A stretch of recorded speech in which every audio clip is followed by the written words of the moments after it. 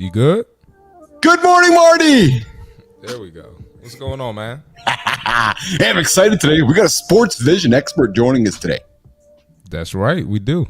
Dr. Daniel Labbe, the world's foremost, Marty, the number one dude in the whole world. If you're an athlete, you're a business guy, and you're like, I want to see better. You got to go talk to Dr. Labbe. Dr. Labbe joins us from New York City. Marty, he flew all the way back from across the pond to come hang out with us today. From London? How did you know? How did you know? It was just a guess. I love London. Hey, you join us first thing in the morning. You get the comments from Marty. You get the early morning accent from Marty, or else you can just get some of this as well from Keith, because that always works. Well, let's see who's joining us in the lab this morning. Do we have anybody in the comments this morning? No, I guess Enzo's not showing up here today. So Sarina's not here. Enzo's not here. That's all right. That's all right. They're all showing up here today. Hey, so today we are here to talk about sports vision, how to take care of your eyes. Are you staring at your screen too much? Marty, we talk all the time. I love my screen, man. Me too. I love my screen, and we're going to have a good discussion with Dr. Labbe because I'm sure he's going to tell us to put the screens down. I'm not looking forward to it. He's going to tell us to. We got to relax. Hey, man, I had him on for a show here a few months back on my Live in the Lab show, and I confessed to him that I slept in my contact lenses. Well, dude. Yeah, I know. I'm sure he tore you apart for that. He went on for 90 seconds, almost 2 minutes, just ripped me apart, man. Like, in case you can't sleep. I'm like, dude, I had you come on as a guest, not to give me a heck here about sleeping in my contact lenses. So, I've had that awareness ever since then, Marty. Every time I lay down, I have this big vision in my head of Dr. Labbe's head looking at me going, Keith, take your lenses out. Now, what if you take a nap? Are you taking the contact lenses out, or are you napping in the contact lenses? So do I confess that here right now? Or should Dr. Labbe, we need you. Dr. Labbe, we need your help. This guy doesn't listen. No, I'm playing. Because I like to have my naps, Marty, and I might confess. I might confess that I don't always take my lenses out when I do have my naps. You know what though? That's hard, man. Because you get busy, you're not thinking about that. Labbe's like, man. Oh boy, I'm gonna get a hold. He's licking his chops right now. Licking his chops right now. Absolutely, he is. We're also gonna get into a conversation with Marty later in the show. What does it take to burn off a Big Mac? A Big Mac? Yes, a big Big Mac. I'm sorry, I couldn't help it. I could not help it. All right, so we've moved the Big Back into the morning show, and we're going to leave Marty's sound effects for the evening, but the Big Back morning show sound effect will come from the future.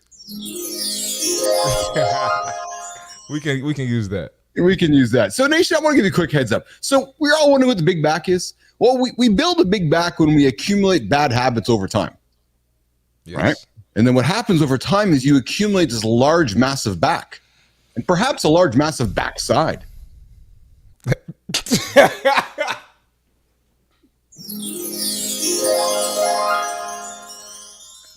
That's what we talk about here in the morning show. Man, you're hilarious, man. We talk business, fitness, AI, lifestyle. We talk big backs. So listen, those accumulative efforts going through your life will ultimately create a big back. And I don't know if you want to have a big back for your whole life.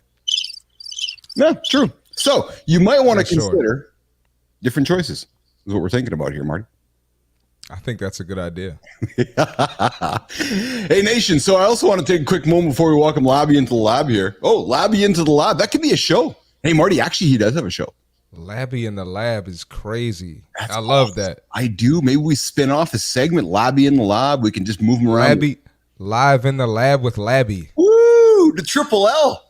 Labby, we're giving you some great ideas. I hope you know that. We're just we've dropped his name more in the first 6 minutes than we have any guest in the whole life of this whole show. So we got to pick better guests. No, I'm playing. You know what's funny? The last time I had him in the lab. Hey, sorry, Doc. I gotta have some fun with you here, man. So you know how Marty, how we all rush to our appointments in life. We rush to our doctor's appointment. We rush to our lawyer's appointment. We don't want to be late, do we? Right. Do you think doctors are late for us? They don't care. They're getting paid. Well, that's what happened last time with Dr. Labby. So we're just going to have him sitting in the green room for a longer period of time. And you know that comment we had on Monday with the percolating frog in the boiling water? We'll just keep boiling Dr. Labby before we bring him out. And hey, he is the best vision specialist in the world. Could you imagine driving a Formula One race car, how fast you have to move those eyes around? Dude. Man. And that's crazy. And you playing basketball, and I know you play D1 ball, and you've played with a lot of great athletes over your time. Like, do you ever think about your eyesight, Marty, when it came to playing ball, or is that just one of those things you took for granted? Because I want to get into that conversation with Doctor today about just how I suspect you're so focused on every other part of your game, but are you thinking much about your eyes? And I think that's a difference maker, isn't it? Yeah, I definitely took it for granted, but you know when I realized it's important, when you get hit in the eye. You got to play with one eye. It's like, oh man, is that a problem, Marty? No, it's tough. It's hard, especially when you're shooting. It's hard. Of course, it's hard. Of course. I've had my struggles with that. Yes, sure. yes, yeah. So Jimmy, I made a strategic decision this morning. I kept us off of IG. Yeah, no Instagram live this morning. Why? Because I woke up to a note from Adam Masari, the head of Instagram. He's like, no, we're not about live content here on the platform. And we know that, of course. He goes, no, we're all doing short. Yeah, he's like, we're all doing short form. His comments were, Marty, he's like, yes, you can upload up to an hour. Yes, you can upload 15 minutes, half an hour, but we really are about short clips. We want people to share their comments and content with their friends.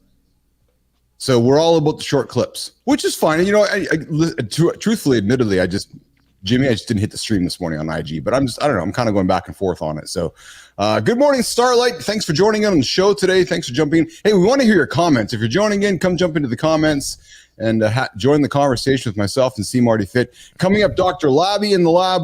What's it take to burn off a Big Mac? Let me see here. I got to pull up my show schedule here today. We also have our accountability check-in coming up in a few moments. We also have our C Marty Fit tip coming up in a few moments. And Marty, we talked yesterday. And Dr. Labby, I'll throw this question at you because you're a creator. Marty, he's got a YouTube channel, man. He's got a great YouTube channel. You got to check it out. Yeah, absolutely. We'll pump that up a little bit later on the show here. But I'll tell you, we had a conversation. What's the value of a creator?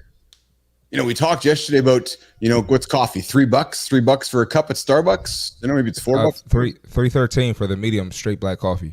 $3.13. Yes. $3.13. So the question we asked was, are people willing to pay $1 to hang out with their favorite creator in the morning? Are people willing to spend $2 or $3 or, $1 a day? Like $1 a day over 20 days is $20 a month. Yet people are spending $90 a month on their coffee.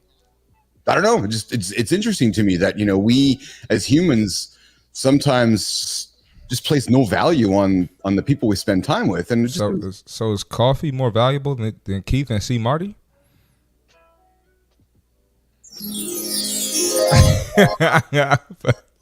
But no, all jokes aside, I was watching, I forgot who I was watching. I think it was Andy Elliott, but he was basically saying, people invest in all types of things, but they won't invest in themselves. So it's true, right? And you think about, our aspirations here on the show is, that accountability, right? We're showing up here every single day, Nation. So if you want to help yourself moving forward, my thought process is come hang out with us in the morning. and that'll be your natural accountability check-in. Yeah. Right. So, you may have a gym membership already. And Marty, here's the thing, man. I get there's probably people listening right now with gym memberships, but they're not using. Nope. It's true. I guarantee there's plenty spending 30, 40, 50, 60, $100 a month. And the membership is sitting in their wallet or sitting on the shelf, not using it. So I did an episode on that probably 2 or 3 weeks ago, basically saying that's like the gym business. That's their model. It's built on people not using their membership and going to the gym, just getting people to sign up. And then you got to go through 2 or 3 layers to cancel it. You can't just get online or get on the phone to cancel it. You got to come in, and the manager has to be there. If the manager's not there, then you got to come another time. So that's you're feeding the gym's pockets by not going to the gym. So what we are offering you here, Nation, is if you have that gym membership and you just struggle to activate it or use it, come tune in the morning with us. I'm suspecting the conversations we're going to have around business and fitness and AI and motivation and lifestyle and productivity is going to maybe Marty, going to encourage them to move in a direction to the gym. Yes. So that would be something we want to offer. So if you have a gym chat, you have a gym membership, come tune into our show. We'll help you activate it. Yeah, you can do your cardio, listen to the show, walk on the treadmill, Stairmaster, elliptical. Even if you don't go super intense and you just getting started, you can still listen to the show. That's it. Doing your cardio. That's it. Starlight, you have a tiny YouTube channel? Let us know. If we like it, maybe we'll tell the world about it. If we don't like it, we're not telling anybody. You know why? Because it's our show. It's our show. Marty, speaking of our show, I think it's time. I think we've let the frog percolate in the boiling water long enough. No, we're not talking about Dr. Labby. No, we're not associating Dr. Labby with the frog. Nope, that's a whole different conversation. That's tomorrow's conversation. Oh, speaking of Marty, are you here for the whole show tomorrow? Or are you off tomorrow? I'm going to leave probably after 15, 20 minutes. Okay, so you're going to join for the first little segment, and then you're going to head out, eh? Awesome. Cool. Okay, I'm going to fly in some new hosts for the show. Hey, Nation, tune in 15 minutes after because Marty's going to be gone tomorrow. So. We can start it off with a fit tip if you want to. Oh, there you go. We'll actually, no, I can't. Oh, there you go. Okay, so hey, Nation, I can't. Forget everything I've just said. Marty's not here tomorrow, so no. I can't do the fit tip. No, I can't do the fit tip. I'll be here, but I can't do the fit tip. There you go. Listen, without further ado, let's bring in Dr. Labby. There we go, and we're going to do this. Hey! Oh, Dr. Labby, what's going on, my friend? I'm so grateful to have you in the lab today. I know I was having some fun with you. We had some fun last time we were on the show together, and I know I was when I invited you on, I was eager to have you back. I was so eager that I forgot yesterday was today, and today was yesterday, but we finally got you here today. So, welcome to the show, my friend. Thanks, Keith. We got a lot to talk about today, buddy. Yes. Please get him. Like this. Got a lot of material here. Get him.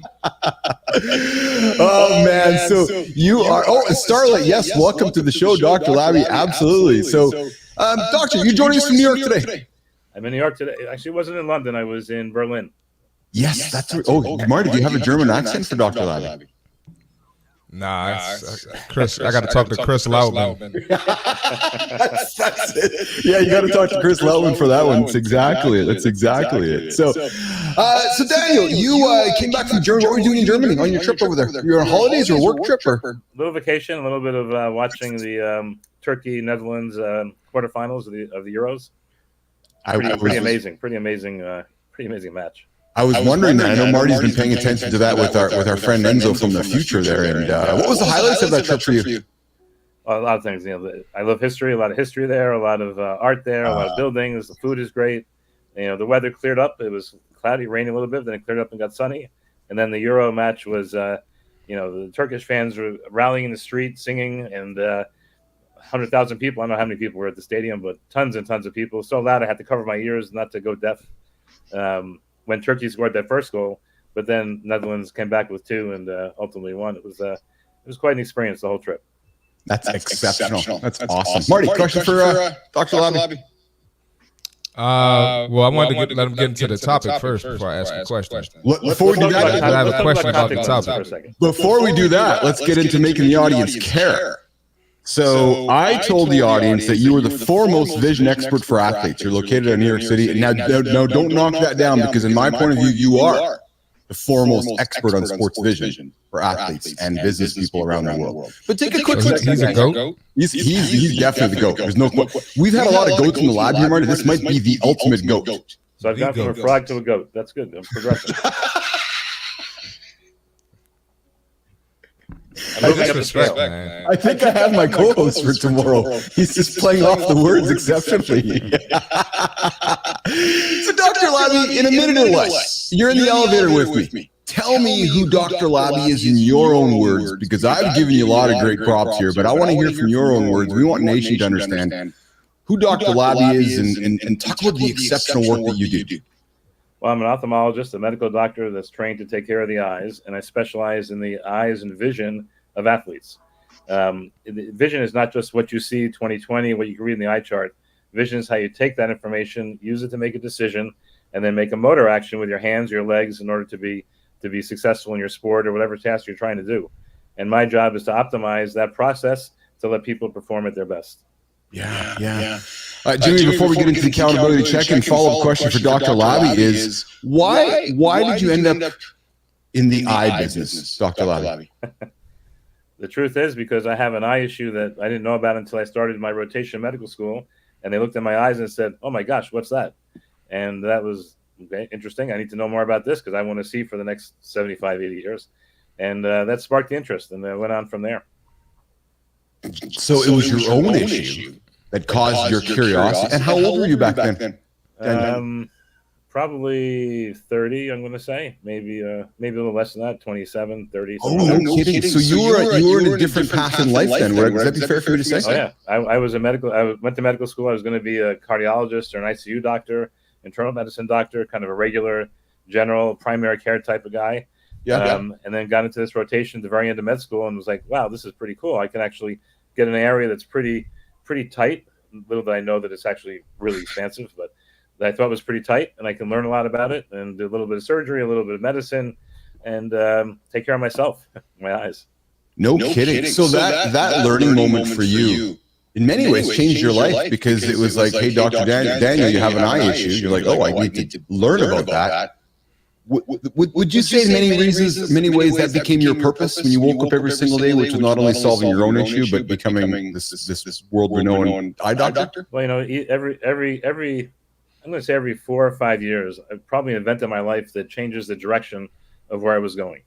And I've kind of gotten used to that already, because that's happened quite a few times. And it's actually fun to anticipate it, because you never know what's going to happen until it actually happens. And the first one was that episode where I went to eye care. And then I ended up going to Los Angeles totally by random fluke to UCLA through a matching program. When I got there, they handed me this project that had to do with sports vision, which I had no intention of doing anything with, no interest in that whatsoever. But it was interesting when they talked to me about it, and that started a process that's gone on for 32 years already, since 1992, looking at the vision of athletes. And then working with companies gets changed over to make a new kind of vision test, which can test vision a lot better than the eye chart. And that's the process. So every few years, there's something new that comes up. So I'm kind of eager to see what's on the horizon next. Yeah, no kidding. And then I know I asked this on our last conversation, Doctor, when we hung out in the lab together a number of months back, but what moved you in the direction of athletes like Marty and athletes like Formula One racers and people that are like, hey, my eyes are really important to me? Because as I've done my research, even before I brought you on the show over the last few months, there are not a lot of Dr. Labbys in the world. So what made you wake up and go, I'm going to go focus on, if we talk about niche, you're like, I'm going to focus on athletes and their eyes. What drew you over there? Very, very niche and very accidental again. It was that project that I got handed when I got to UCLA that they wanted me to finish, which was the LA Dodgers. And doing that work was interesting. And that wasn't enough to support a family, so I had to take care of kids in pediatrics, which is what I do as well. But as the years have gone, the amount of pediatrics has decreased. The amount of sports I do has increased. So now it's probably in the 80-20 split. 22 days a week I see kids. 5 days a week I'm doing athletes and other stuff like that. And so when I started, there weren't many of us, and there aren't still many of us. It's certainly becoming much more popular, especially in professional teams where they hire, statisticians. They're looking at ways of optimizing players, of maximizing the draft and so forth, where they want to know about the eyes. I have, the MLB draft is coming up in a couple of weeks, and I have calls with different teams to review players before the draft. I was at the Combine out in Phoenix a couple of weeks ago. We saw 200 plus pitchers and batters out there. So the information is being more people are interested in the information more than they used to be. And that means that more people go into the specialty, and hopefully it will grow. Yeah. Marty, fascinating stuff, eh? And as an athlete, you must be taking this all in, thinking, geez, where was this guy when you were kind of going through your journey, eh? Yeah, definitely. I wanted to add two things. One, what you're doing now is way cooler than being a primary care physician. Just want to throw that in there. I agree 100%. Yes. And I was born in 93. So you've been doing this for a while. You've been around, yes. Yeah. Continue the conversation. Oh, no, is it cool to ask a question now, Keith? Go for it, pal. Okay. Continue the conversation with some of the people you work with. Brag on yourself a little bit. Sports, the teams, the players, whoever. Yeah, well, I don't go too much into that, but over the period of time, I did one NHL team, the LA Kings. That was a great team. Wayne Gretzky was on the team, so I took care of him and the rest of the club back in '93. I've been in baseball since 1992. Eight World Series championships, rings. In fact, if you look online, from the best I can tell, there's nobody alive that has more World Series championships than I do, which is kind of interesting. There are some people that have passed away. Yogi Berra and others have more, but no one's alive at that point. So that's pretty cool in my mind. From a kid who couldn't play Little League baseball very well to have that is pretty amazing. I've worked with 3 NBA teams, and done a fair amount of work with, and they're all good teams, Celtics, Sixers, and Rockets. I've been to the Beijing Olympic Games with the USA team back in, whatever it was, 2008 or so. Mm-hmm. I had a team in Tokyo last summer at the Olympics. I don't have anyone in Paris this time. But lots of, college teams mixed in there, a lot of private athletes, Formula One drivers, as Keith kind of alluded to earlier. Lots of different players. And what's interesting is they're all different. Every player is different. Every sport is different. The vision needs of each sport is different. And it's just been a really fun ride to go through these years. I'm telling you, Marty, we have to go here, man. This dude, after I met with Dr. Labby and I just continued to do my own research and reading, and it's fascinating to me because I believe most of us human beings, we take our eyesight for granted. We just do because we see. It's just we wake up in the morning, open our eyes, we see. Then when you start talking about sports, Marty, Dr. Daniel Labby, it really starts to make your brain be curious. It's like, wow, if I can see a thousandth of a millisecond quicker than Labby on the racetrack, I'm going to beat the guy. Right? And it's those edges, eh, Marty? In sport, we talk about edges in sport. And when you meet a guy like Dr. Daniel Labby, you're like, yeah, this guy's going to give me that edge. I was fascinated by our last conversation, Doctor. How many teams don't call you? And, we had that call. We laughed a little bit at that, which is like, you said yourself you were surprised by how many teams still, I guess we'll take it for granted in many ways, right? It's like, it's the eyes. We're fine. We can see. Yeah, every sport is really different. It's interesting. And we're talking at the elite level. Yes. Baseball has gotten really into statistics since Moneyball, a few years back. That book came out in the movies. Everyone is really interested in statistics, trying to make predictions, models of performance, and so forth. And so in baseball, it's really spread quite a bit. That's why I do the work at the Combine. All that data goes out to every club, all 30 clubs. I've worked with probably half the clubs in MLB already. Not currently half of them, but over the last few years. So baseball is pretty understood. Other sports, basketball is getting there. There are definitely things in basketball, and we can talk more about that. Something called the quiet eye, which is really important in terms of basketball shooting performance, not to mention many other sports as well. So those are kind of areas where it's starting to become people more interested in it. The one area that I'm really surprised and that I think we can make a big difference is in soccer/football. And here in the U.S., pretty much not known in any of the MLS teams. In Europe, there are some clubs that are doing some work in that area, but there's a lot of, and I published some papers about this in the scientific literature. There's a lot of hype out there and a lot of false information out there and a lot of people going on studies of 5 people, and those 5 people did really good, so it must be because of the training we did, and that's not very scientific at all. And and unfortunately, there's a lot of that. But in Europe, in European soccer football, I would have expected it to be much more aware and much more interested in doing things in that area. And maybe it's because they have this thing against Americans coming over there. I'm not sure, but it's been really hard for me to. I've worked in every major sport in the U.S. It's been really hard to get into European football, despite having worked with Trent Alexander-Arnold from Liverpool, where there was a really nice Red Bull documentary about that project that was put out. Despite that, showing the improvement that he's had and his career path has really done well since our training 4 years ago already, I think. So that's the area that's kind of surprising that it hasn't quite spread as much as I thought it would. Interesting. Hey, you're hanging out with Keith, C. Marty Finn, and Dr. Daniel Labby here, Mornings in the Lab. We are talking about saving your eyes with the world's most awesome eye expert, Dr. Daniel Labby. Marty, Jimmy, Dr. Daniel Labby, it is time for... Yep, it's this time in the show where I freeze up. And I go right here. And it's this time where we are going to get into our conversation right now about the accountability check-in. And today, Nation, I am going to talk about accountability. Oh, am I ever going to talk about accountability? Today I'm talking about peanut butter. Yeah, why I tape up my peanut butter jar. It's true. I tape up the peanut butter jar because I love it a little bit too much. It's true. I love my peanut butter a bit too much that I taped up the jar. And what I learned by taping up my peanut butter jar, Nation, is I learned that a public accountability works. That's why we created the show. So you guys can show up and offer your own accountability. Because no one, I'm telling you, no one cares as much as you do.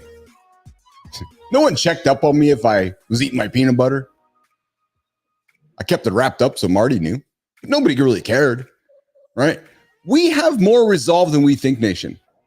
But when you make your goals public, when you state them publicly, there's a higher chance of achieving them. Habits, they're good, bad, any kind of habit you have, they're not difficult to form. We had some laughter this morning with the big back.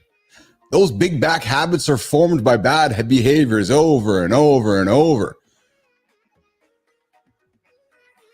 But make that mindset shift. You go all in with unbreakable commitment. You tape up that peanut butter jar. And the consistency that you desire, it's going to become second nature sooner than you think. So I invite you, Nation.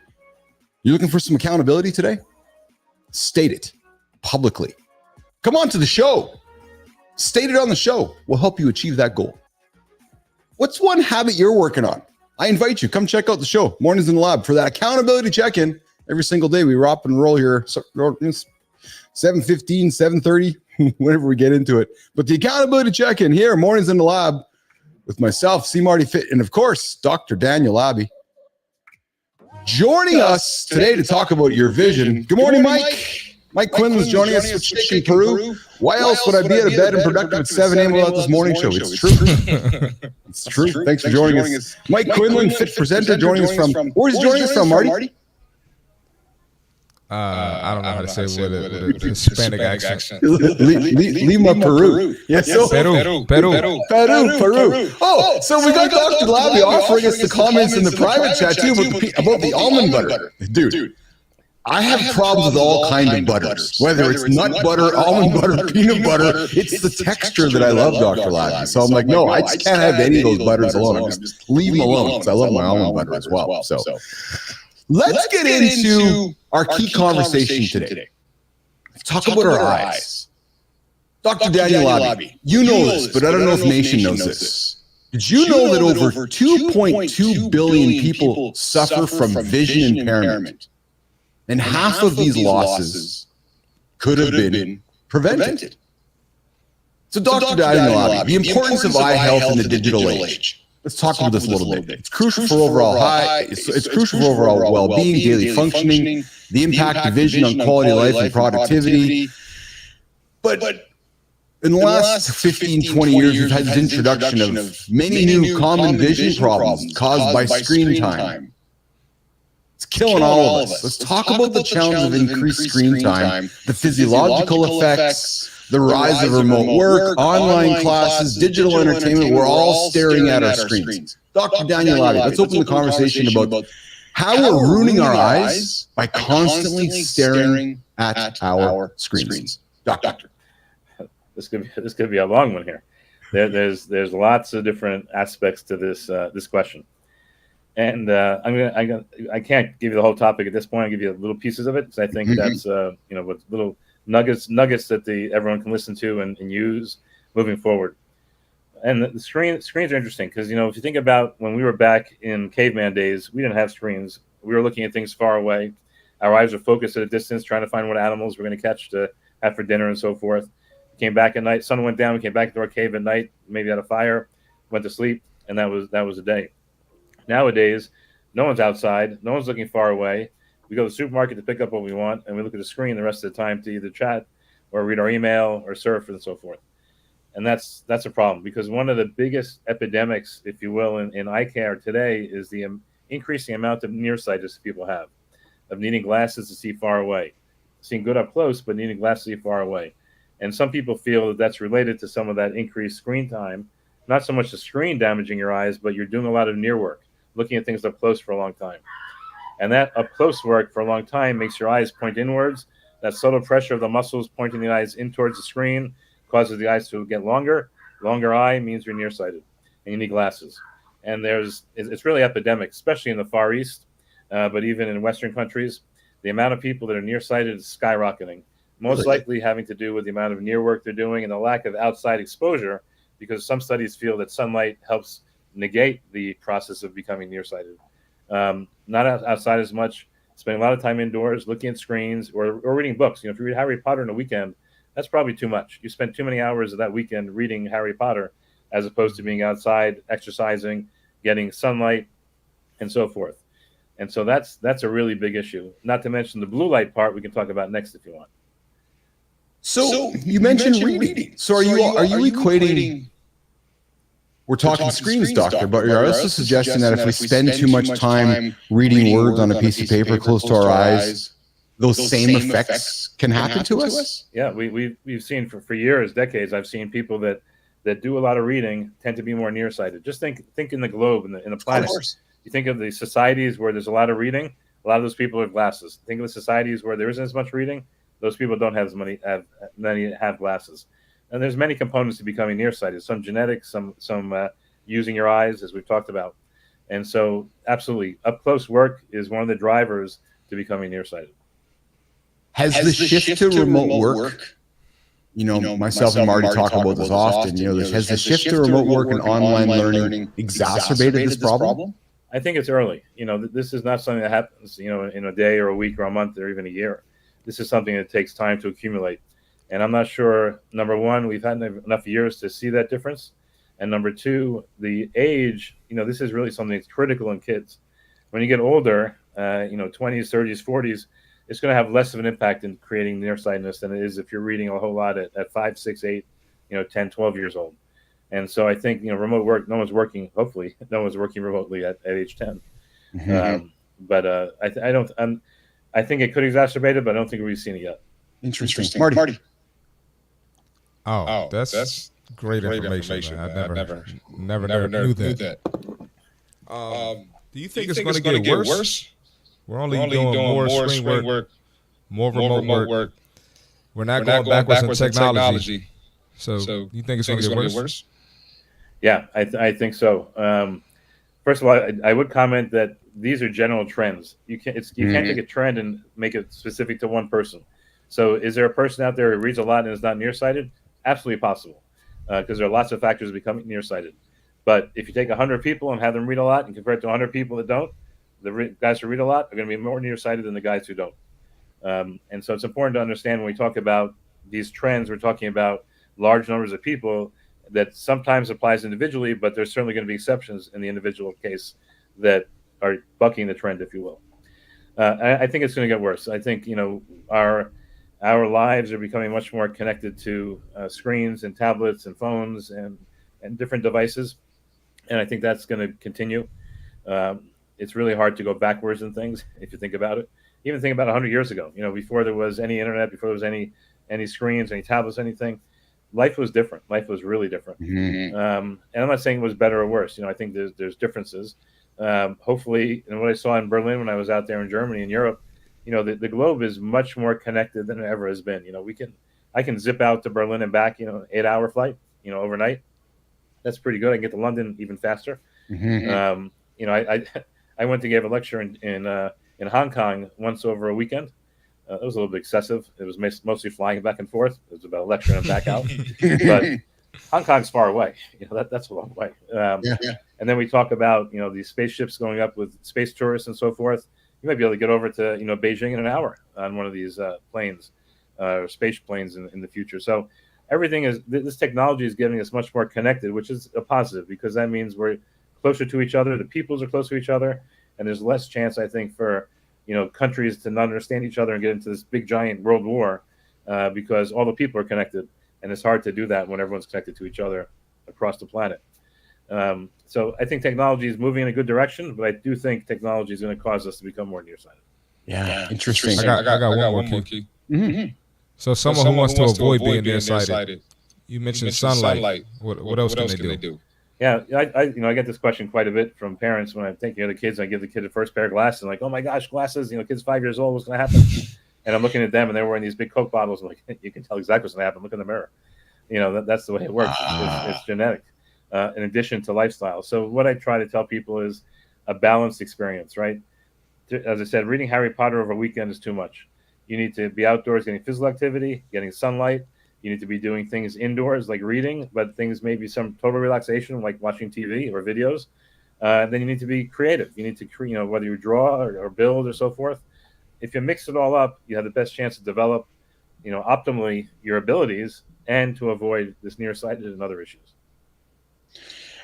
We got a comment here from William Ray joining us. With Shaking Will, I'm honestly so surprised you don't need glasses. Will's a programmer, spends a lot of his time looking at screens. And hey, Nation, Will's looking for some work. So if anybody's looking for an exceptional tech dude, programmer, come knock on our door. We'll connect you with Will. I want to make sure the world knows about Will's looking out there for work. Marty, all the time, Dr. Labby talks about hydration. He's like, you got to get your water in. You got to get your water in. You got to get your water in. But he's talking about it for different reasons than I'm suspecting you are. Talk about the role of diet and hydration in maintaining eye health. Is it a thing, Dr. Labby? Nah. Yes. What's in that cup? Tea over here. No whiskey, just tea. and just water. Nothing more than that. But yeah, the hydration is important. You have to think about the eye as part of the body, right? And if your body is not functioning optimally, your eyes are not going to function optimally. People have high blood pressure, that affects their eyes. You have diabetes, it affects your eyes. You have any number of diseases. We can see that in the eyes because it damages the eyes. The eyes are extremely sensitive. The blood vessels are very small. You get high cholesterol, you block up those vessels, you get a stroke in the eye, you lose your vision there. So maximizing your own body's health is going to maximize your vision into the future. And people, not to degrade any other sense, but vision is probably the most important sense. I think if you ask people what they would hate to give up, maybe smell I wouldn't mind giving up. There's a lot of bad smells I have and only a couple of good smells I get. But vision I definitely am not giving up. And that's not because I'm an eye doctor. And so you want to protect the vision. Protecting the vision means protecting your body and your health. And hydration is one of the key pieces in that puzzle. That's why I have so much to drink right here. I'd rather go to the bathroom and get rid of the water and have it just pass right through. And I'll tell you a story. We go to spring training, and on the urinals in spring training, especially in Phoenix, in Arizona, they often have this color chart of your pee. And you pee and you match the color to see if you're dehydrated or not. Because lots of people, athletes, obviously out in Arizona, it's hot out there, especially today, are out there running around and they're going to get dehydrated. And if you go in the bathroom and you pee and it's the color of this dark amber, they say, danger, you better drink a whole lot more. I want to pee, clear white all the time. And I try to drink enough to get to that point, let my kidneys work, let my body flush out everything, keep things as healthy as possible for the body, but also for the eyes. Interesting. We don't often talk about hydration with eyesight, Dr. Labby. Or I would say that society or culture doesn't speak about it enough. We're always talking about hydration for every other reason. Yet what I'm hearing you say is if you're reading a lot or you're spending time on your screens, make sure you get your water in you, because it's going to help you with blurred vision. It's going to help you with a lot of things, isn't it? Well, certainly if you're dehydrated, that's going to affect your vision. It takes a lot of dehydration to really affect your vision on the short term. But I'm looking more long term. Peter Attia talks about medicine 3.0 as opposed to medicine 2.0. And I'm looking at ways to optimize function, avoid disease, keep your eyes working 100% through your entire life. And hydration and keeping your body in perfect shape is one of the factors that's going to let that happen. If you don't take care of your body, too much sugar, and that's why I said almond butter earlier than peanut butter, because most peanut butter's first ingredient is sugar, and you definitely don't want to eat all that sugar. If you get peanut butter that's just peanuts, that's great. But lots of times, if you look at Skippy and so forth, sugar is up there, if not the first ingredient. Yes, and that's not what you want to do. You want to keep the weight down. You want to, all the different things of general health. This is the internal medicine to be coming out again, right? You want to, overall health, that will keep your eyes healthy. So I'm not going to tell anybody drink a lot of water so you don't get nearsighted. There's no connection there. But drink a lot of water, keep your body healthy, will keep your eyes working perfectly longer than usual. Yeah.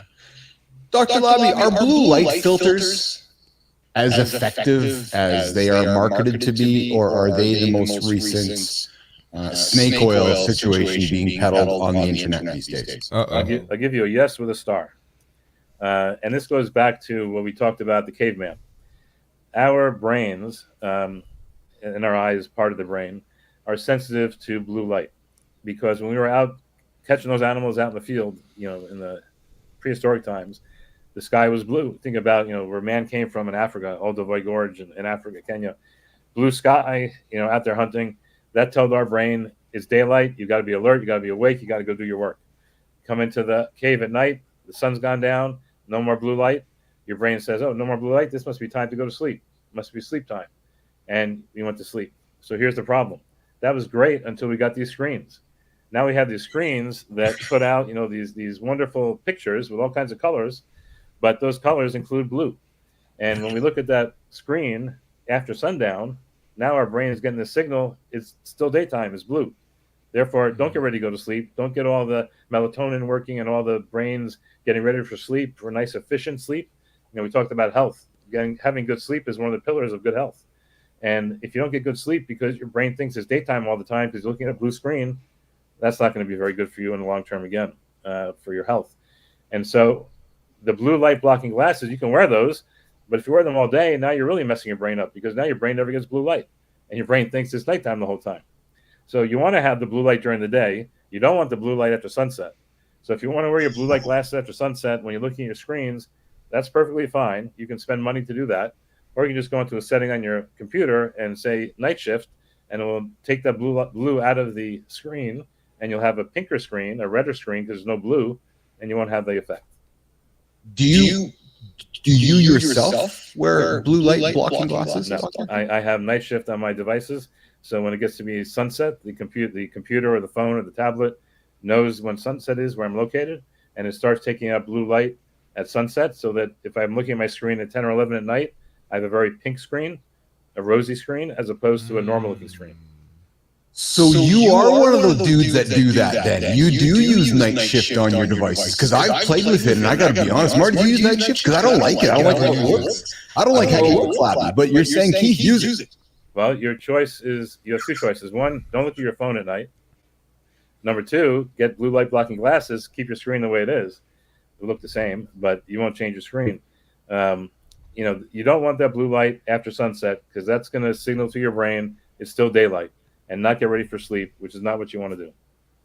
I thought when people say put your phone down at night, I thought it was like those cold plunge guys. Like, yeah, get in the cold plunge. I'm not looking at my phone at night, but now I'm learning the science behind it. Yeah, cold plunge has a lot of science behind it too. No, it does. But some people aren't doing it for the science. They're doing it to be cool. Yeah, I don't do cold plunge. I'm not sure I can handle that kind of. I don't like cold pools. I don't think I can handle cold punch. I'm suspecting we're going to have to do a show with Keith, Dr. Labby, and Marty getting into a cold plunge with blue light glasses on. There's going to be a lot of cost in that one, Keith. That'd be pretty entertaining. That's not a freebie. That'd be pretty entertaining. So we are having a conversation with Dr. Daniel Labby right now. And Will, you said you asked how you have your devices set up, and it looks like a Fit Presenter is, the art of actor of Great Rebellion is Dr. Mike doesn't have a cell phone. Good for you, my friend. So we're going to continue. We're going to start wrapping up the main conversation here because, as you guys know, if you tuned in with myself and Dr. Labby before, we can talk forever. There's lots that go in with making sure we're taking care of our eyes. We're giving our listeners a lot of information. Give them a nugget, 90 seconds or less, a minute or less, Dr. Labby. As they're starting their day, they're listening to us talk right now. We're talking hydration. We're talking blue light. We're talking put your phone down. They're going, oh my God, I'm overwhelmed. Dr. Labby, give them something today that they can hang on when they leave our conversation today that they can take throughout their day. So I'm thinking I'm going to move from health to performance, because I think that's what I've been doing for a long time. I think performance is interesting. And I think the key sentence here, and we'll go into a little more detail in a moment, is what happens is based on what you're looking at. You know, if you're shooting a basket, if you're looking at the rim properly, the ball is likely to go in. If you're looking off to the side and you're shooting the basket, pretty clear it's not going to likely go into the basket. And so what you're looking at is where you go, is where your hands go, where your brain goes. And that brings up this concept of the quiet eye. And it's a big concept, and we can't go into it all here. People can find it online, QUIET, quiet eye, EYE. And it's something that I think has really been helpful in a lot of sports. Certainly in basketball, we published with the Sixers an article about that. We have been doing baseball for batters, for pitchers. We did it in football with Trent. What you're looking at is critical. So even if you're a weekend golfer, this is a tip that's going to take off a couple of strokes from your game and is going to help lower your handicap. What you're looking at as let's say you're putting and you have the ball on the green, and the putter comes back and the putter hits the ball and it takes off towards the green. What you look at and when you look at it is critical. It's critical to performance there. So you don't want to, the moment the putter hits the ball, take a look to see where the ball goes. You want to keep that point of contact where the putter hits the ball, fixation, looking at that point, even after the ball is gone, at least for half a second or so. And that's going to increase your chance of success in putting. If you're taking a shot in basketball, looking at the rim before, during, and after you release the ball for about half a second is going to increase your chance of getting success in that. Really? For example, if we look at the NBA guys who got 30 out of 30 free throws have very tight. All the time they're looking at the same spot. Guys who got 16 out of 30 free throws, looking all over the backboard, all over the rim, not having consistent looking at the same spot. So that's the key there. If you're driving a car and you want to drive the car to a certain spot, you have to look at that spot in order to bring the car there, right? Otherwise, you're not going to get there. Whatever you're doing, if you're going to pick up something, a cup, make sure you're looking at that cup handle as you move your hand towards picking it up for a little bit of time until you actually grasp the cup. Otherwise, you're likely to knock it over. You're going to miss if you just, it's over there. I'll look over there and I'll go over to another point after that. You want to give that your brain time to fix on what you're looking at, to make that motor action, to make the action proper. It's so simple yet so neglected. That's the word I'm looking for. Yes, because I'm looking at Marty because Marty played D1 basketball, and that's where where he's made his name. And I'm thinking to myself, Marty, when you're standing at the basketball net talking a 3-point shot, like just hearing Doctor talk about how specific you're having to be when you take that shot, right? And being mindful of your focus. Like Marty, when you hear him speak, do you think about the things he's talking about, or you just shoot the ball? No, I definitely think about it. I got yelled at so many times for trying to run down the court after the shooting shot thinking I'm Steph Curry. So that definitely makes sense. And then Steph does a lot of vision work. I bet. And then even if I'm like in a house and I try to grab a cup, I'll do that. I'll look at it, turn my head, try to grab it, and spill the cup. So that actually makes sense. Here's another piece. This is actually a good one. Yeah. If the audience wants to do something to really improve their visual function, it's not going to make the vision sharper. It's going to improve how you use your eyes with your body and your brain. Learn to juggle. Juggling is incredibly a good way to learn hand-eye coordination, concentration, vision tracking, peripheral vision, lots of different pieces that you need to use your eyes for to perform well no matter what you do, is brought out by juggling. Juggle. So if you're looking to improve your eyesight, nation, pick up 3 balls and start juggling them around. Remember, not eyesight, not sharpness of vision. We're talking about function, use of the eyes. Very important, Keith. Oh yes. Okay. But the thing is, you're focusing your eyes on that whole there's a lot happening there when you're juggling, and you're saying though that when you're juggling, that your eyes are getting as much of the workout as anything is. Oh, for sure. Well, your eyes are dumb. It's your brain. It's the vision part of your brain that's getting the workout, right? Yes. Well, your eyes are just cameras, but that signal goes back to your brain, and majority of your brain is connected to vision one way or another, and that's what you're really stimulating. All those connections between thinking about the last ball, where it went, where this ball's going to go, how much force you threw it up with, how good you are at moving, where should you put your hands, how distracted you are. All those different pieces have to do with vision one way or another. Yes. Producer juggling, Keith? Only just 2 balls, Marty. You're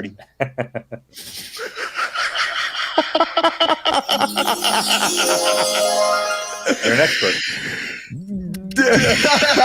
Producer Jimmy, we're going to call it a little audible here. Exactly.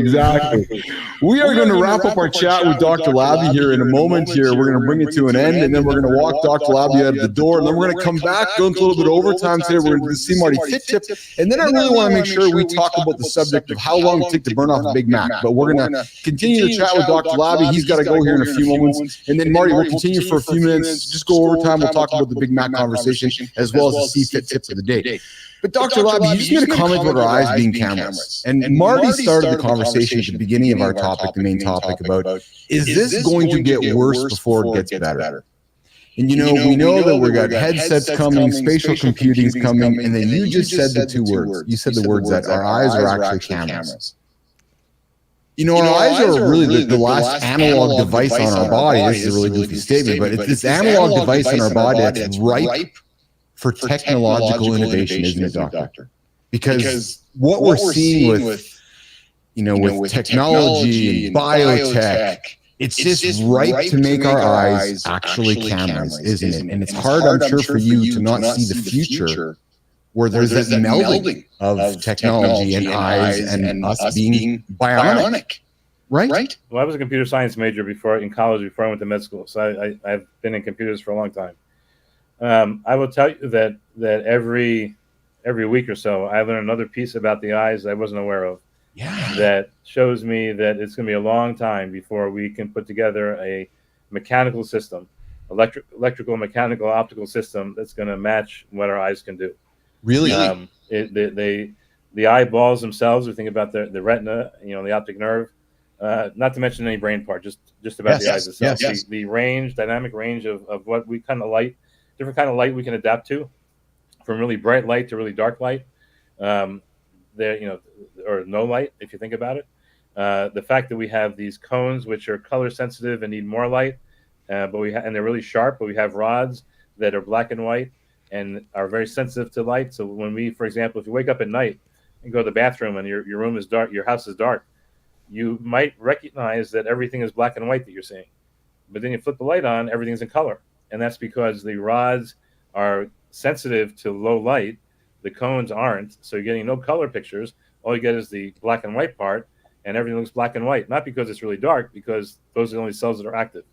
To create a system, biomechanical system to cover all of that, not to mention many other pieces, is going to be incredibly difficult. And I think, even the artificial retinas that people have developed to this point are really, really gross in terms of sharpness and so forth. So I think it's going to be a long time. I think we have better chance of using techniques, and people have done this already with brain stimulation, whether it's with a magnet or electricity, to improve the functioning of the brain. For example, there's something, and I didn't mention this before. I have to throw this in there. I didn't talk about my book. Yes, please. I, the champion, Dr. Daniel Labbe. Yes. In the book there, we talk about something called stochastic resonance. And this is actually a pretty cool idea. And this is where the brain stimulation plays a role. And I'm going to try to find the picture here, if I can find it quickly. The idea being that you write so much, you forget where it is.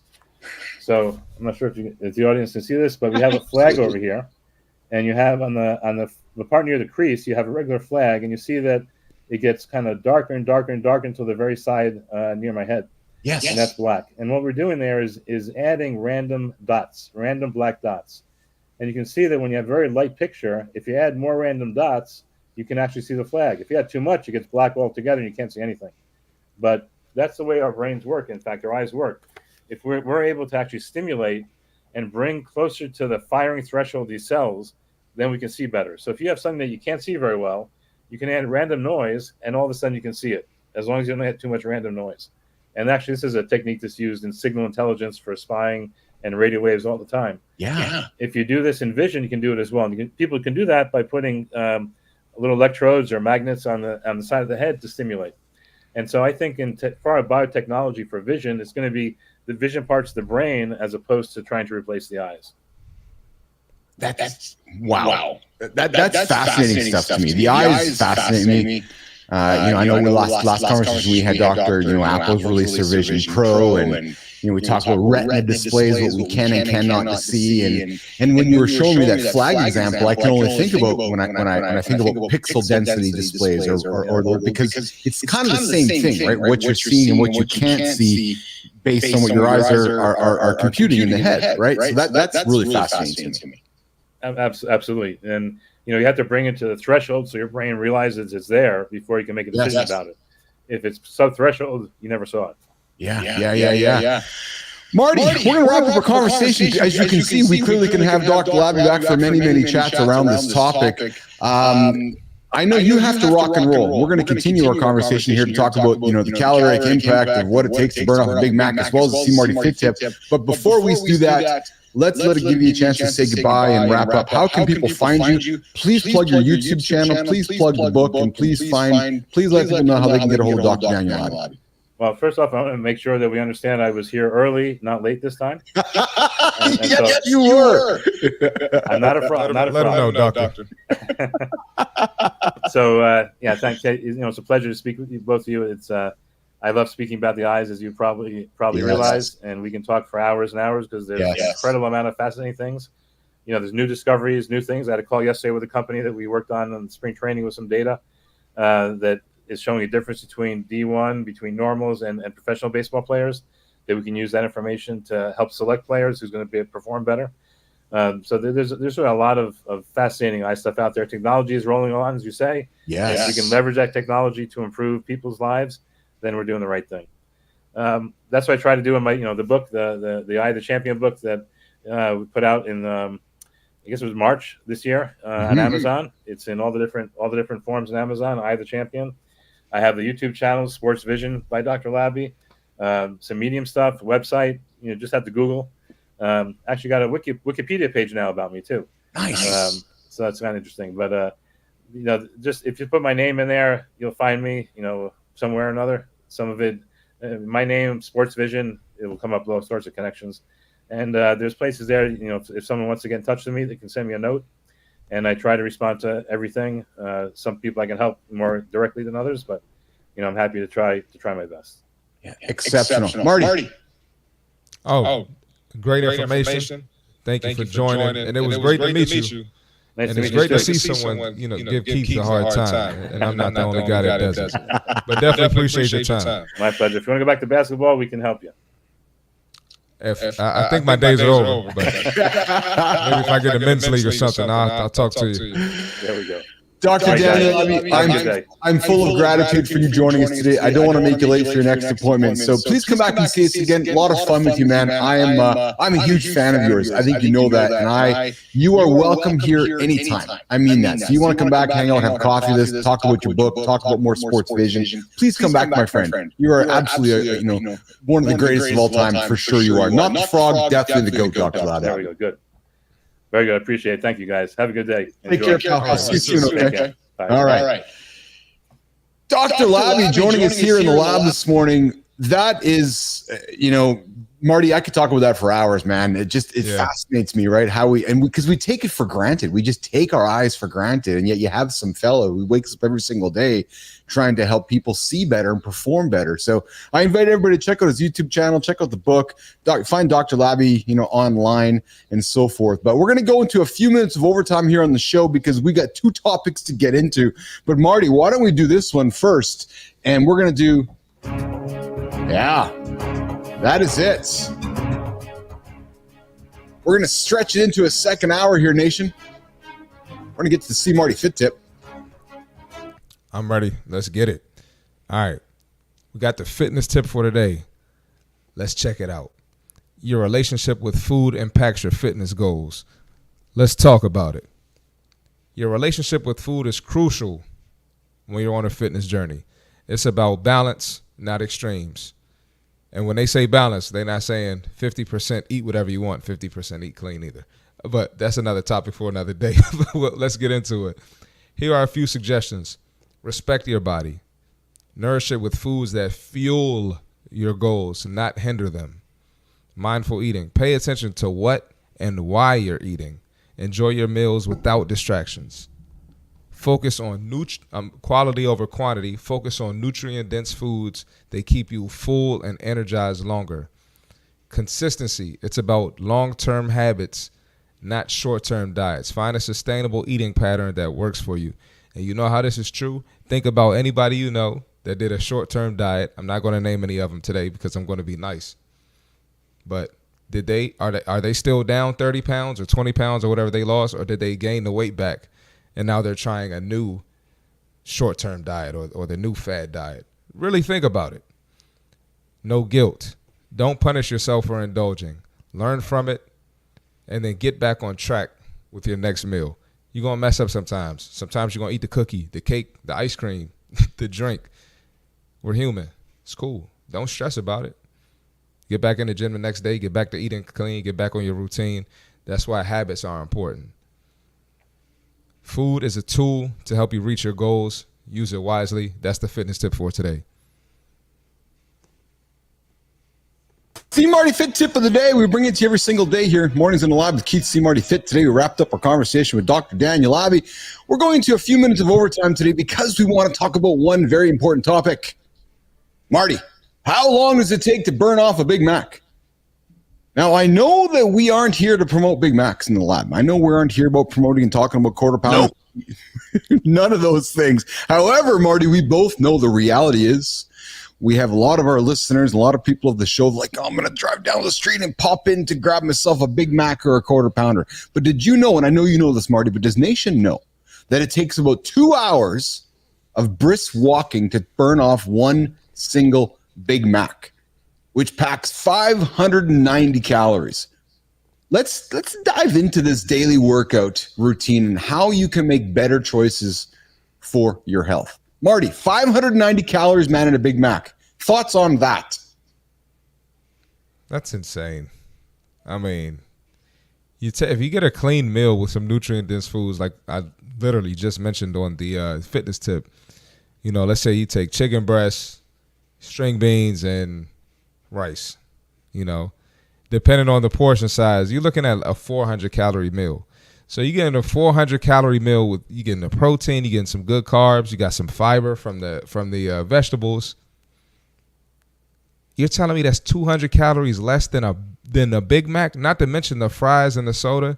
It's really insane when you break down the numbers.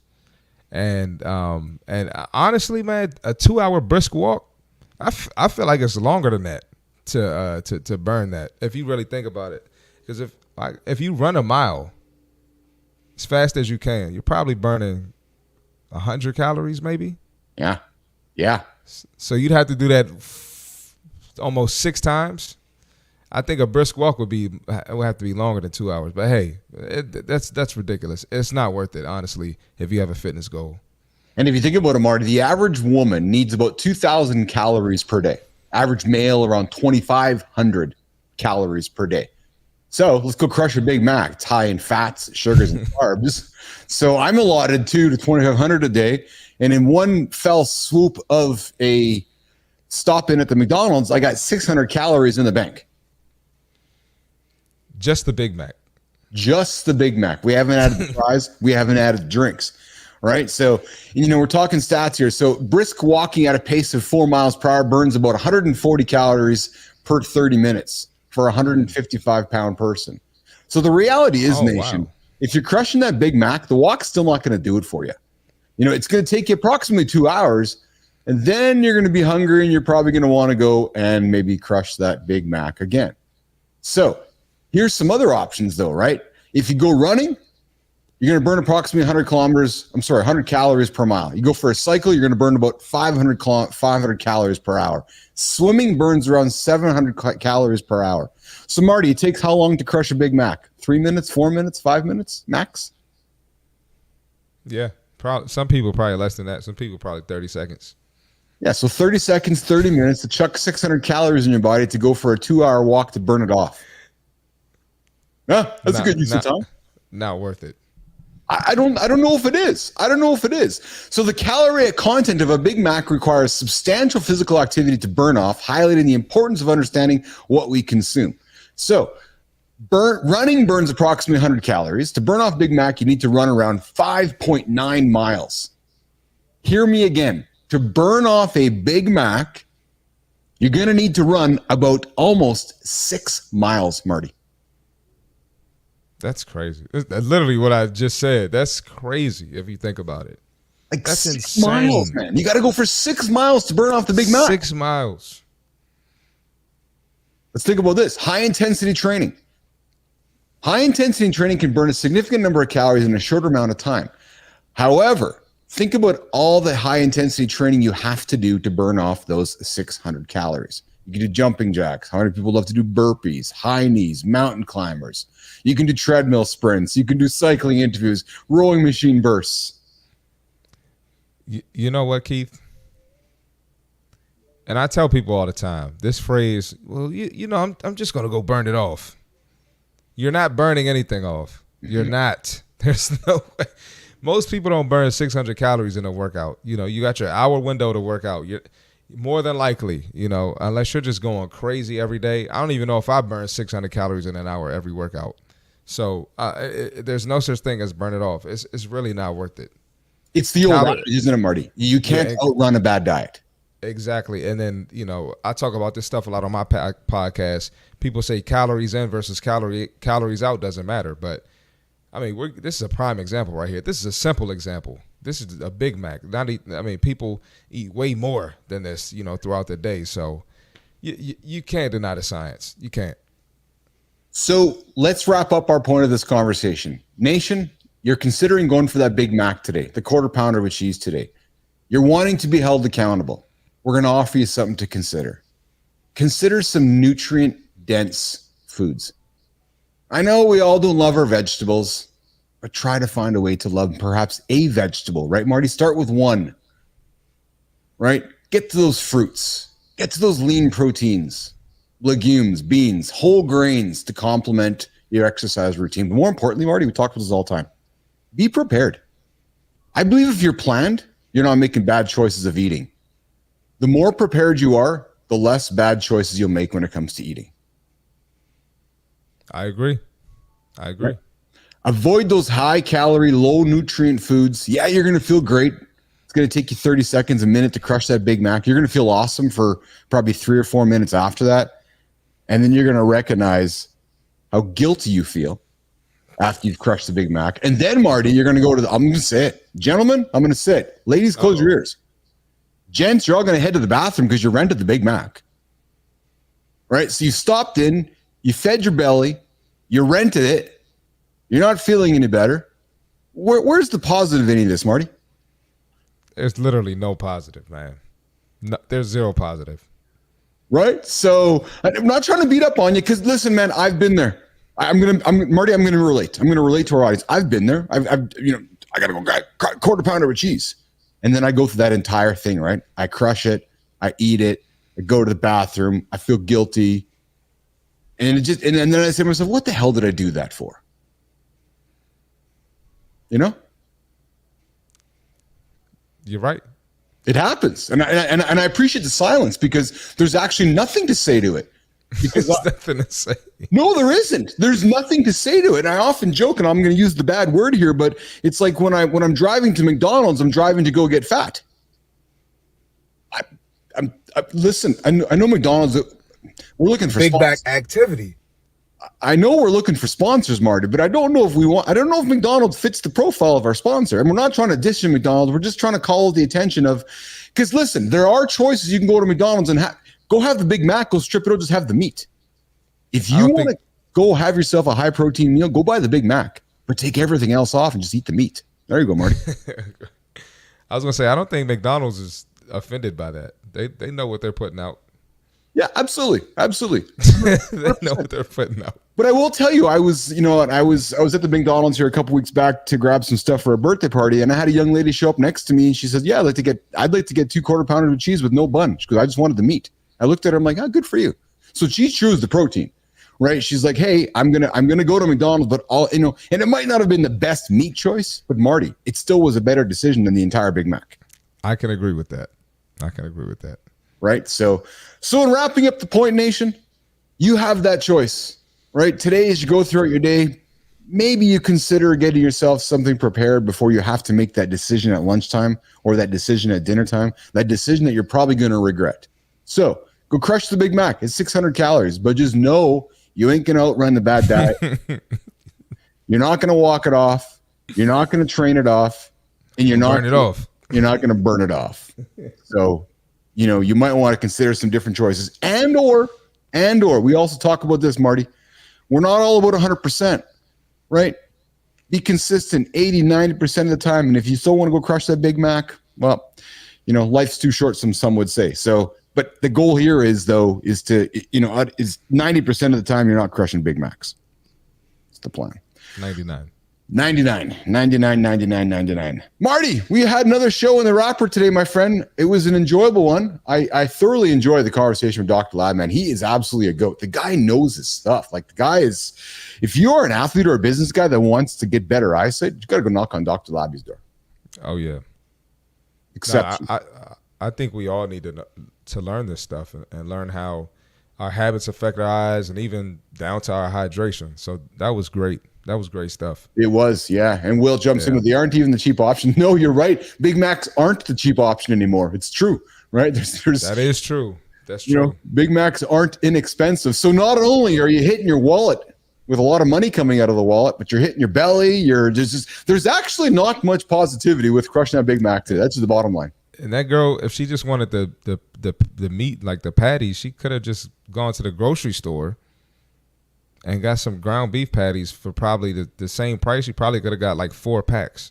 There you go. there you go. So, Nation, we're going to wrap up our show today. We went into overtime. Jimmy went into overtime. We are working on adding extra time to the show because, as you guys can see, when we have great guests, we tend to exactly weave our way through the conversation, add extra time to the dialogue, and we're very appreciative you guys continue to tune in and join in the show here today. So you'll find us every single day, Monday to Friday, 8 o'clock Eastern time. We're here to talk business. We're here to talk fitness. We're here to talk accountability. We're here to talk AI. We're here to talk lifestyle. Most importantly, Marty, we're here to help you get your day started, get your day going, and move yourself through your day with great guests and great conversation. Absolutely. Hey, this is fun. This might be the top 3, top 5. I won't argue with you there, man. And I know it goes back to guests. And I know I like to not say this too often, too loud on the air, but we have favorites along the way, favorite guests. Like Dr. Labby was without a doubt one of my favorites, man. The guy he's full of knowledge. Can't do that. Every guest is equal. Sorry. Oh, we're all getting gold medals? Every guest is an honor roll. All right, on that note, we're just going to get out of here. We're going to let you guys get on with your day. We're going to get on with our day. I'm going to go. It's Wednesday. It's rest and recovery day for me, Marty. So I got my 30-minute yoga and I'm going to go for a walk today. No, I'm not burning off Big Mac, but I'm going to go for a nice walk today. Going to connect with the OGG today. Going to continue planning next week. Keith and Marty are here in the lab in person next week, so you guys are going to enjoy those shows. We're going to be planning next week's shows as well. So, Marty, you have yourself an awesome day, pal. You too. We'll talk to you throughout. I'll talk to you. You betcha, pal. You have yourself a good one. Nation, have yourself a good one, guys. We'll see you guys a little bit later. Ciao.